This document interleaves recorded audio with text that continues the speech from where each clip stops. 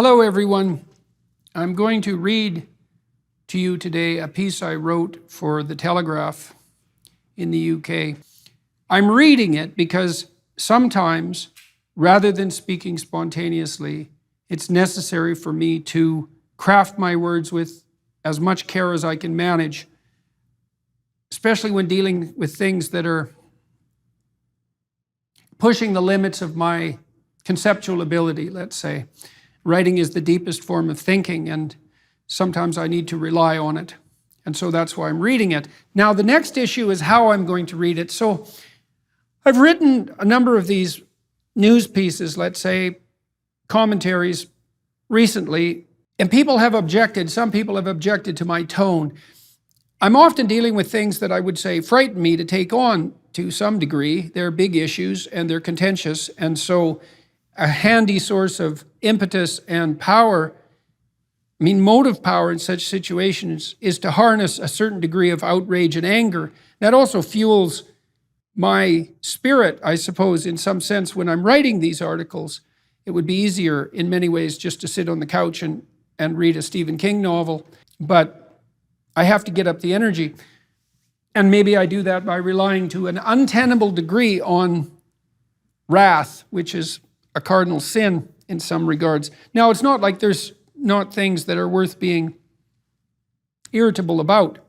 But I thought what I would do today as an experiment is to attempt to read this in the most calm and understanding manner that I can, despite its rather pointed message. And so I'm trying to get the tone right, and I'm paying attention to the feedback I'm getting from friend and foe alike, let's say, and modifying my approach as a consequence. And so this is an attempt to modify it yet again in the hopes of attaining something better. And here we go. Deloitte is the largest professional service network in the world, headquartered in London. It is also one of the big four global accounting companies, offering audit, consulting, risk advisory, tax, and legal services to corporate clients.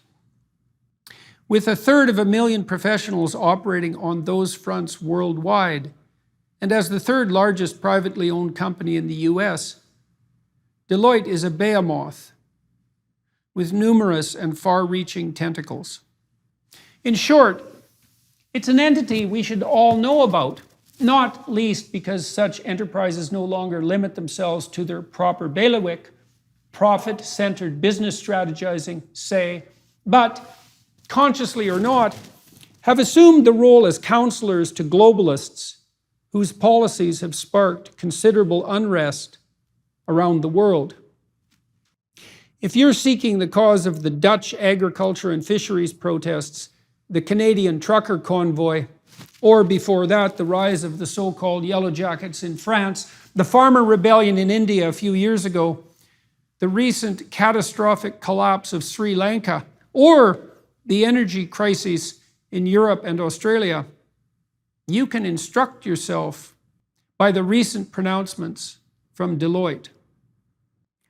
While not directly responsible, they offer an insight into the elite groupthink that has triggered these events, into the cabal of centralizing globalist utopians operating in the media, corporate, and government fronts, wielding a nightmarish vision of environmental apocalypse. Outlandish claims. In May of this year, Deloitte released a clarion call to precipitous action, trumpeting the climate emergency that currently confronts us, called The Turning Point, a Global Summary. It is a stellar example of the kind of thinking characteristic of the European Union's bureaucratic overreach that generated Brexit, a very good decision on the part of the Brits, in my view, and one that is now threatening the very survival of that self-same EU.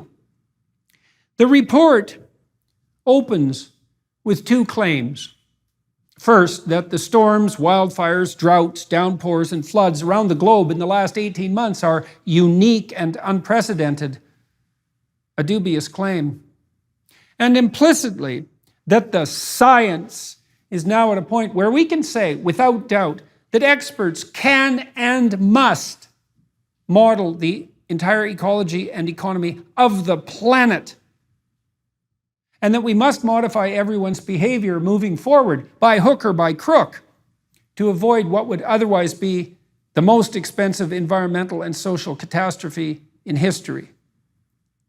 The Deloitte models posit that climate impacts could affect global economic output, and offer the following figures that unchecked climate change will cost us. $178 trillion over the next 50 years. That's $25,000 per person, to put it in human terms. Who dares deny such facts, stated so mathematically, so precisely, so scientifically? Let's update Mark Twain's famous dictum. There are lies, damned lies, statistics, and computer models. Computer model does not mean data, and even data does not mean fact or real world.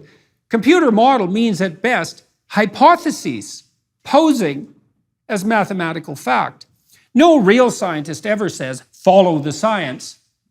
Yet, this is exactly what bodies such as the EU consistently pronounce, pushing for collectivist solutions that often and inevitably do more harm than good. Solutions in sovereignty. What might we rely on instead to guide us forward in these times of accelerating trouble and possibility? Valid authority rests in the people. Truly valid structures of authority are local, not centralized for reasons of efficiency and emergency. This must not become the generation of yet another top-down Tower of Babel that will not solve our problems, just as similar attempts have failed to solve our problems in the past. Ask yourself, are these Deloitte models, which are supposed to guide all the important decisions we make about the economic security and opportunity of families and the structures of our civil societies, accurate enough even to give those who employ them any edge whatsoever, say, in predicting the performance of a stock portfolio, one based on green energy, say, over the upcoming years?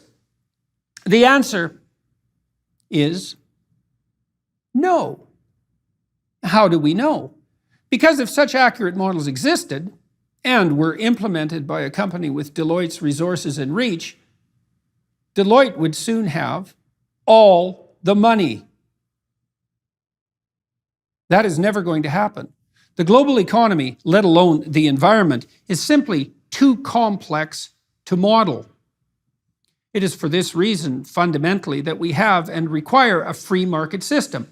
The free market is the best model of the environment we can generate.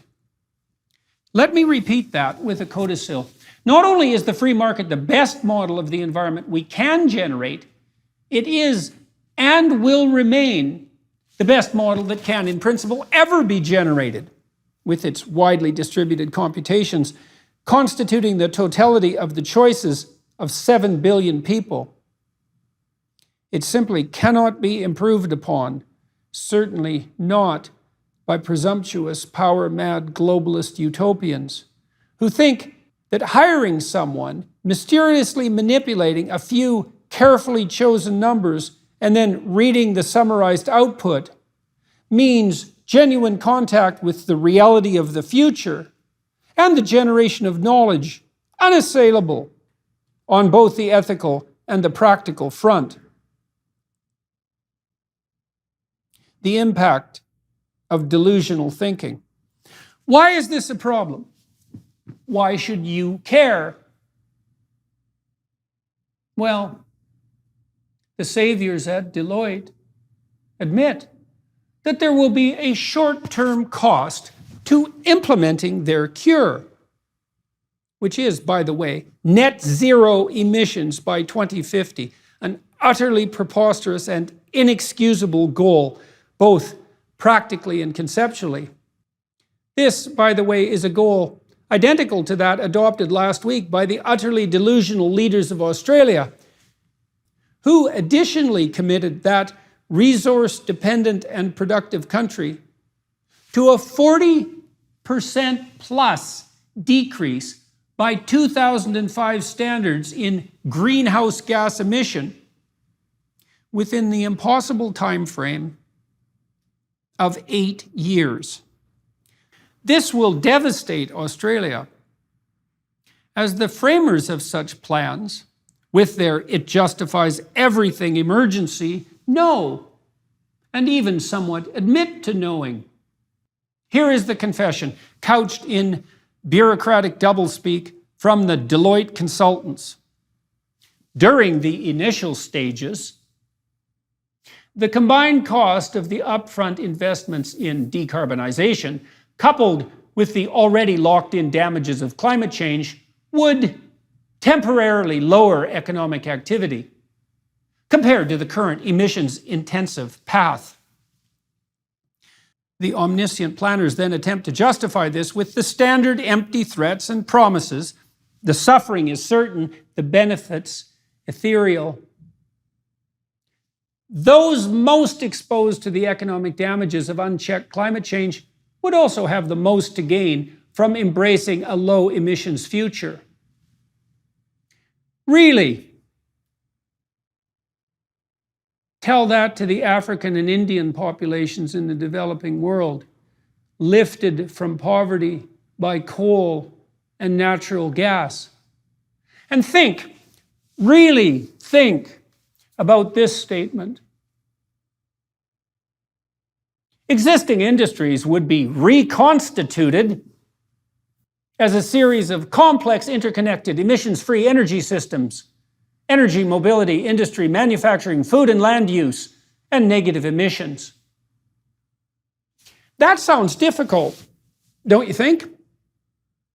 To rebuild everything at once, and better, without breaking everything. Fixing everything in a few decades in a blindly panicked rush while demonizing anyone who dares object. And what will it take to do so? Here's the most alarming part.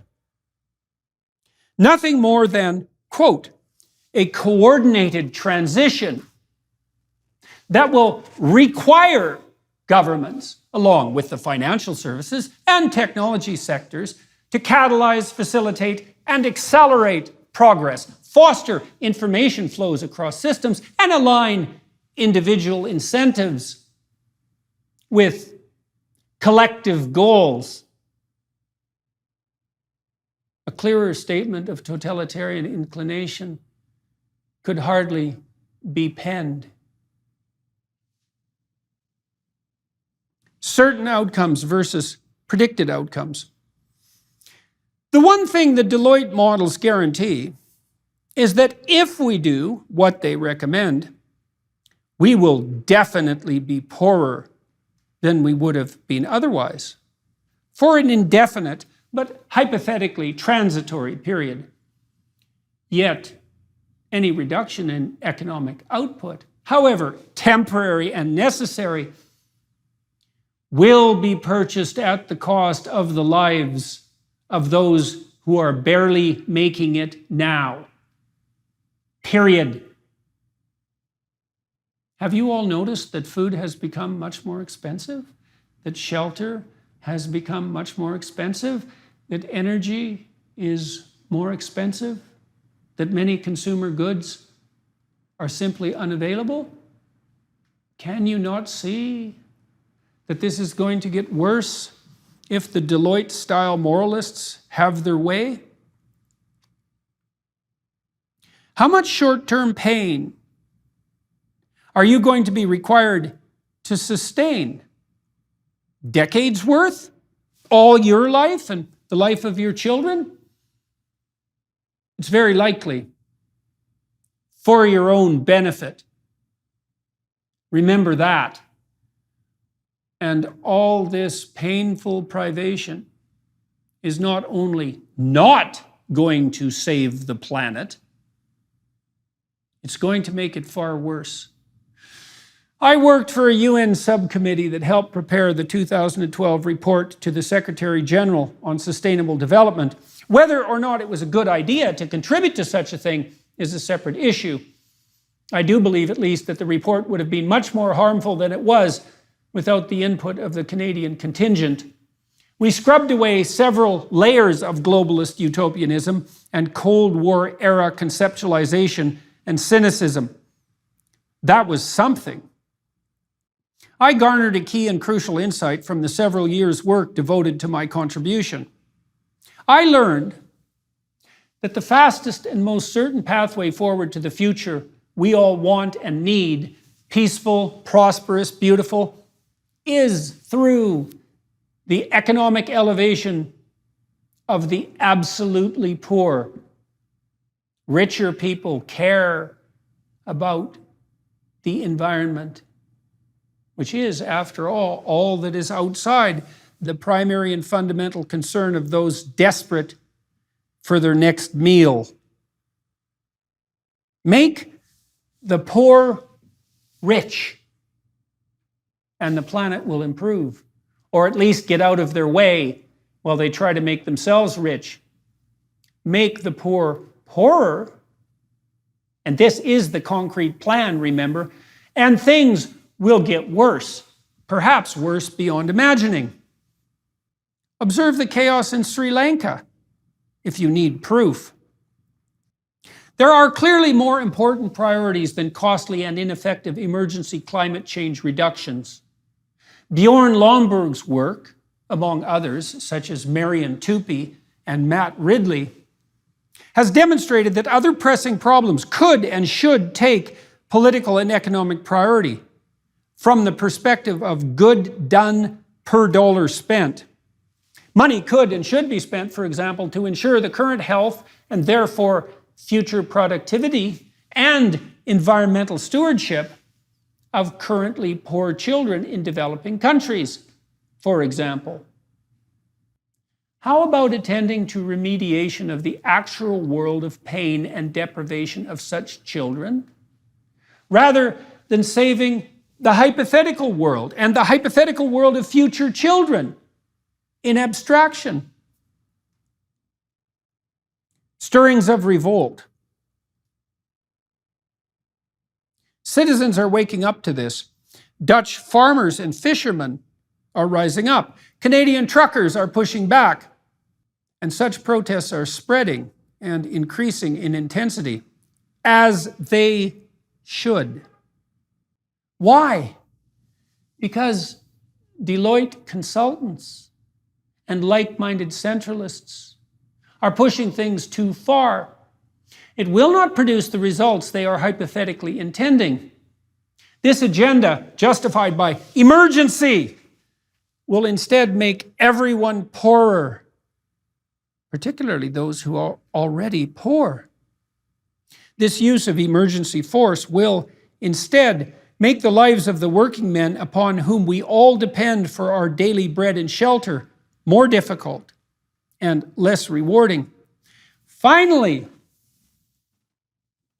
this use of emergency force will also make the environment worse, not better.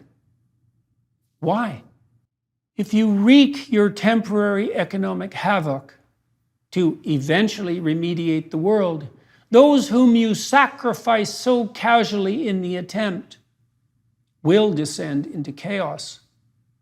In that chaos, they will then, by necessity, turn their attention to matters of immediate survival, and in a manner that will stress and harm the complex ecosystems and economies that can only be maintained with the long-term view that prosperity and nothing else makes possible. Critics of my view will say, we have to accept limits to growth. Fine, accept them.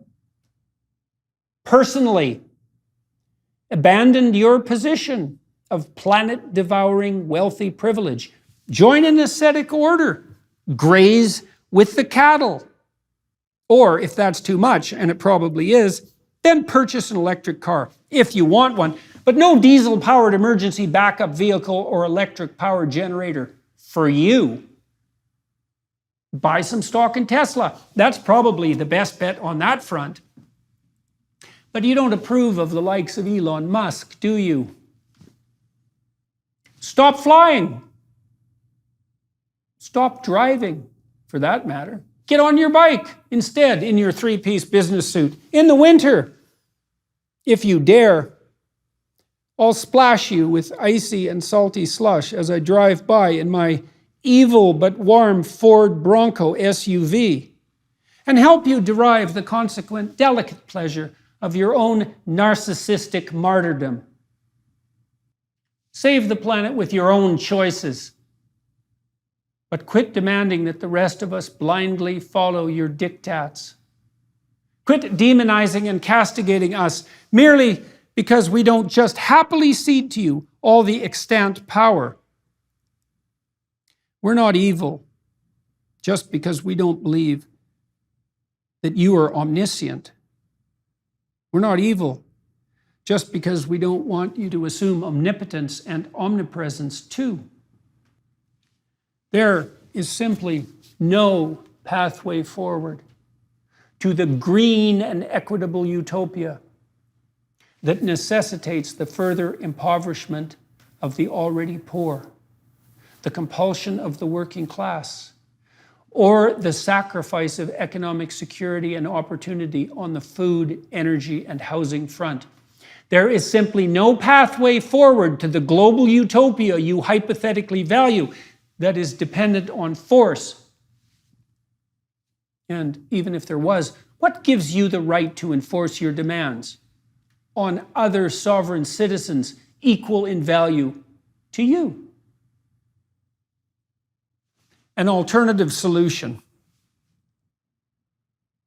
A better way forward would be to prioritize the problems that beset all of us on this still green, functional, and increasingly abundant planet, with the requisite focus and attention demanded of a true political class elected by the people, capable of and willing to look at everything, trying to fix where necessary, trying to maintain as much freedom and autonomy as possible, and stop simply capitalizing narcissistically on the mere appearance of action, knowledge, and virtue.